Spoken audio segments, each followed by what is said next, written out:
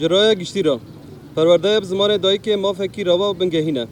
به بونه راساتنا روژا زمان کردی 15 گلانه ام و روژل همو شهید تیکوشر قباطکار کردی حز و آزادی خوازن دوزا کردستانه که جبو و دوزه تیکوشیانا پیروز دکن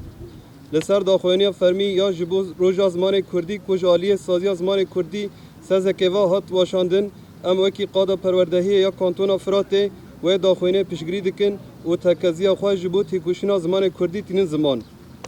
بگوتنا ایدی دم هاتیه کو دستکفتین شورش ما بین مسوگر کرن و ایرو دوزا نتا کرد بر به قناه که نووا ده حرکه و به تایبه جید سردام سوریا نوده پیوسته کو جبو خدمت زمان کردی گاوین لسر و پراکتیکتر ورن آویتن دا کو زمان مجی مینا زمان دن ین جهان ده دستور فرمیدا ورم ناسکرن و پاراستن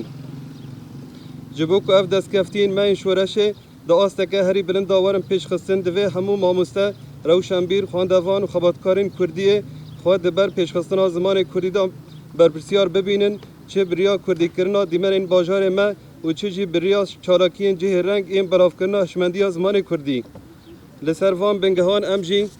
وکه کمیته آمده کار آساسیین پروردهی لکانتون افراته دست به گشدانین رزا چالاکین روژا زمان کردی دکن و امجی بانگ لجواکا خواه دکن کاورن ام به هفرا وان روژین پیروزباهی پیروز بکن و بجین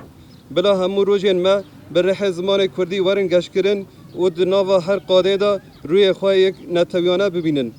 بجی زمان کردی و جشن زمان کردی پیروز به کمیته آمده کار آسازین پروردهی لکانتون افراتی